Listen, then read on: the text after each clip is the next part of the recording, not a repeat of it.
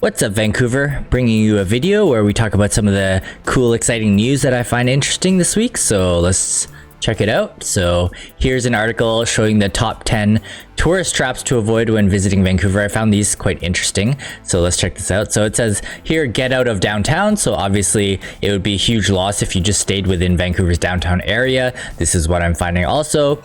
Travelers, specifically couch surfers, love to get out.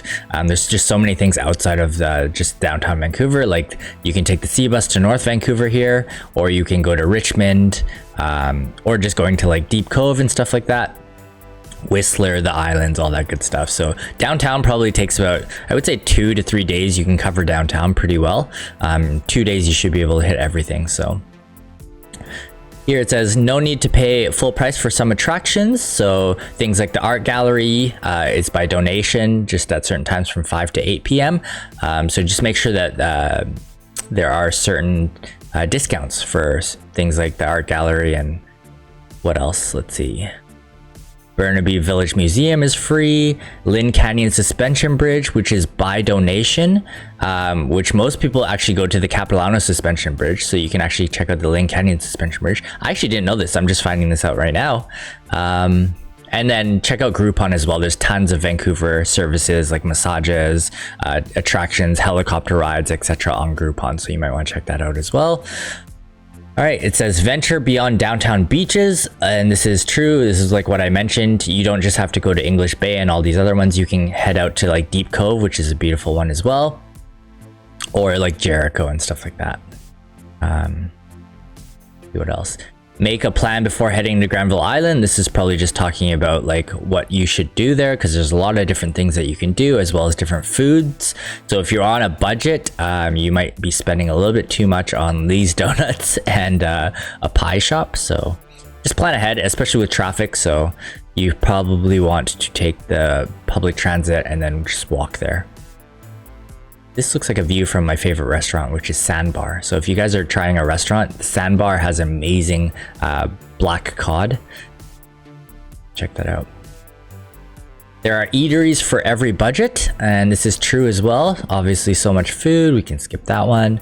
Here, this one's hilarious. Gastown clock is really not that interesting. It's a little underwhelming, honestly. Yeah, it's just a steam clock, but this is like as far as the culture goes here. Like, ooh, European steam clock, but yeah, it does go off at certain times, so check it out.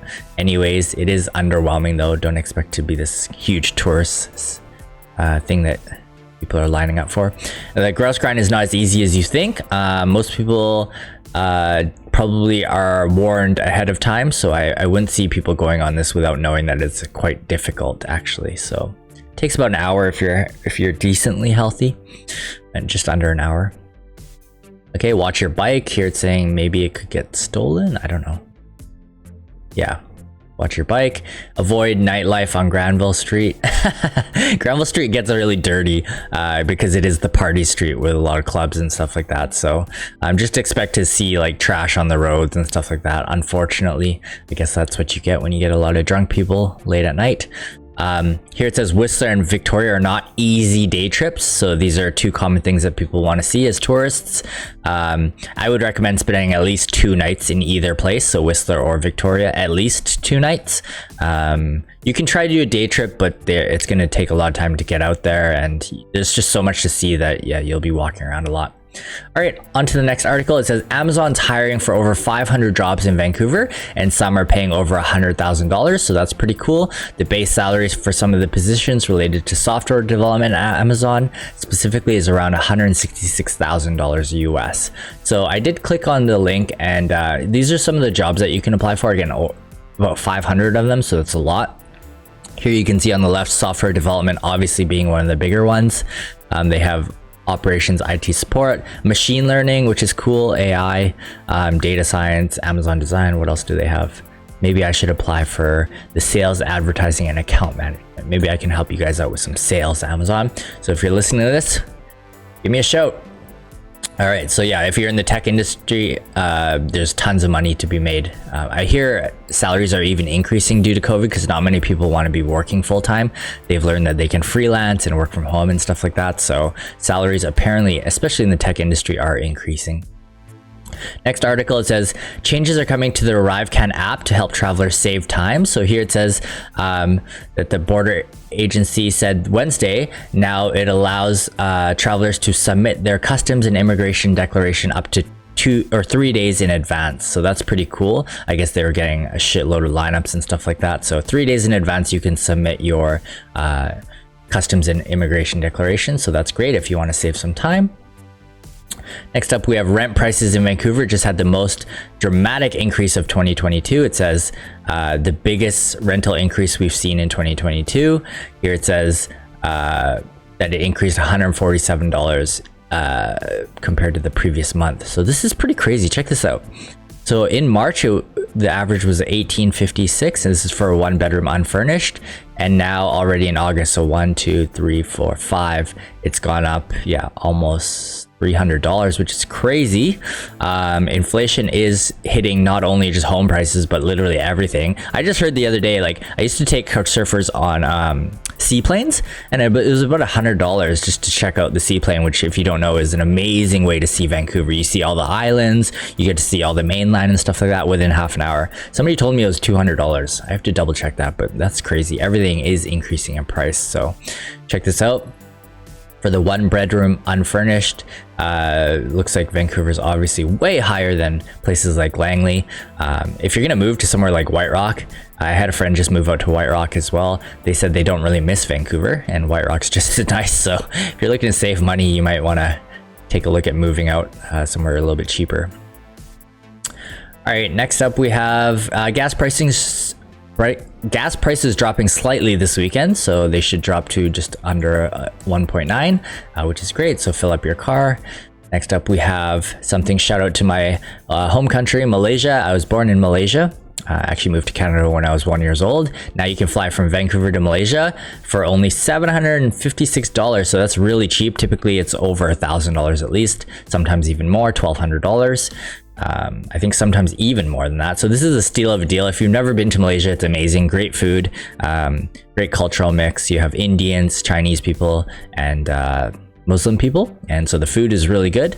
Check it out. If you want a vacation, you can go to Malaysia here, maybe go to Thailand, Cambodia, Laos, all of Southeast, maybe even Vietnam. You can do all of that within like 1 or 2 months. And then you can fly back, $756. Great idea. I might actually take this up later this year. All right, next we have 2 tech events coming up this week. So this one is Traction Conference. Traction, if you're listening to this, please sponsor me. I'd love to film a video and do a review. Says it's going to be over 100,000 entrepreneurs and innovators at the JW Marriott Park Hotel, which is a great hotel, August 10th and 11th. In 4 days or in a couple days, depending on when you're watching this. So here it says you're going to learn how to build a brand and product that everyone loves and talks about, pick the right marketing and distribution channels, convert visitors and recurring users and paying customers, prepare to scale, exit, or IPO in the most effective manner, raise money from top VCs. So to be honest, all of these are amazing topics. This is exactly what you want if you're in the tech industry. From creating the brand to marketing it to raising money to exiting it. These are all things that I also teach. So if you would like some coaching, reach out to me in the email below. I'm quite familiar with all of this. I hate conferences like this, if I'm completely honest. Yes, it's fun to do every once in a while, but just sitting in a room like this, listening to somebody, for me, gets a little bit boring, especially for 2 days. But happy to do it if I'm sponsored. I'm sure there'll be a lot of great networking as well, which is the main point in going to these conferences. Here you can see head of product of Twitter, COO of Atlassian, Zendesk, Freshworks, all these cool, Lucid. So if you want, check it out. I think the prices are quite high. Looks like they're sold out on the $1,000 tickets, and now it's $1,300. So I don't know how many people are going to be able to go to this. I doubt 100,000 people are going to be able to go to this, but apparently they have 6 left. So the other conference is called Frontier Summit, and I sent them an email. Hopefully they also sponsor me to check this out. According to Frontier Collective, the summit will focus on how the metaverse can be used for good, how it can open up communities to their economic potential and how tech will continue to revolutionize their lives. Frontier technologies are thriving in this region, and we see tremendous opportunity to cement Vancouver's position both nationally and globally, says the co-founder. With the recession looming, we want to host the Frontier Summit and advocate for Vancouver's enormous potential for global players driving investment and attention. We also want to uncover how the metaverse and Web3 will revolutionize every industry and benefit each and every one of us, as we will hit the next wave of computing and the internet. So it looks like it's more crypto focused or metaverse focused, which is really cool. And I like that this co-founder is trying to position Vancouver nationally and globally. So this is him, Dan Bergar. And they have SoftBank coming and a bunch of other companies, which I've not heard of before. But yeah, I'd love to cover this as well on my crypto channel. So if you're listening or if you see the email, please send me a message back. This is the Frontier Summit, and I think to apply it costs, I could be wrong, $1,000 or $2,000. Not cheap as well. But again, the goal is to get investor connections and all that good stuff, so you make your ROI back. Next up, we have this hilarious in Mario Kart, Vancouver landmarks are seen. So here you can see the Olympic thing that we have at Canada Place. So it says that you can always take on new uncharted territories in Mario Kart.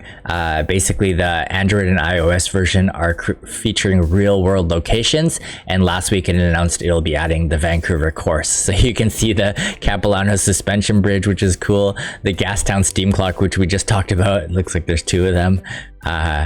Waterfront area, so Canada Place, that's cool. Vancouver Park, I don't know what that is. Olympic Cauldron, like I mentioned earlier. So that's super cool. I wish more video games would feature local areas, and they would be able to obviously make more sales as well. And last up, we have a cool stat. Says Vancouver has more sustainable hotels than any other city in the world.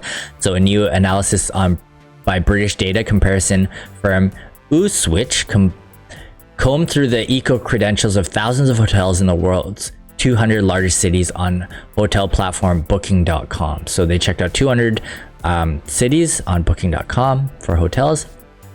Turns out there's 89 hotels in Vancouver, with 39 of them, or 44% of them, deemed to be accommodations properties with sustainable operations.